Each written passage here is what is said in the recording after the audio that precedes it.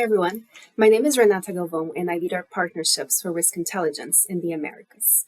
Fraud of all kinds continues to be the largest threat of illicit proceeds in the United States right now, with timeshare fraud becoming an increasing threat that consumers need to be aware of.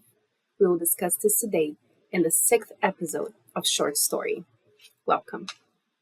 So what exactly is a timeshare?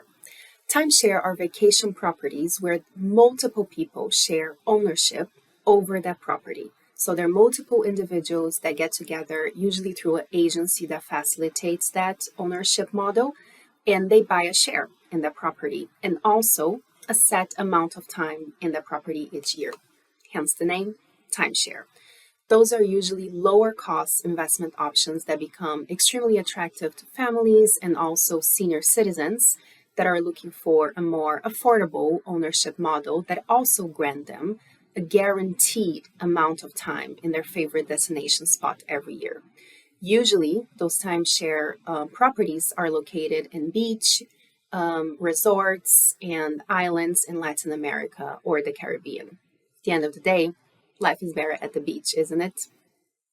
For many people, unfortunately, that dream can turn into a nightmare because of timeshare fraud, which are fraud schemes that are becoming extremely prominent, especially in the United States. Very recently, FinCEN issued a notice to financial institutions on the red flag indicators of timeshare, which are usually organized by transnational criminal groups around the globe, but especially in the Americas. At the same time, OFAC issued a sanctions action against accountants and also companies for their role in facilitating timeshare fraud against the United States and United States citizens. So how do they do this? Well, this is done by highly sophisticated cartels and organized criminal groups. And what they do is that usually they steal personal information from hotels and resorts located in beach towns across Latin America, and they use that personal information to target those individuals and basically convince them to invest and share ownership in the property that a lot of the times they have been before. So they use a bunch of different criminal techniques like telemarketing, impersonation, advanced fraud scheme to convince those victims to actually buy that property and send them money. But it's all a fraud. According to the FBI, 6,000 U.S. citizens have lost more than $300 million between 2019 and 2023 to timeshare fraud in Mexico alone. So that shows us the magnitude of this problem. And a lot of the times, the victims are elderly people that can lose their entire life savings to a fraud scheme like this one. So how to prevent this?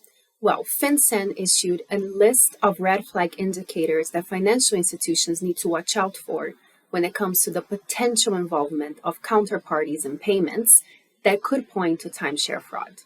Some of these include how new a company is, if the company has minimum to no online presence, maybe previous complaints against the company by law enforcement or regulatory enforcement agencies.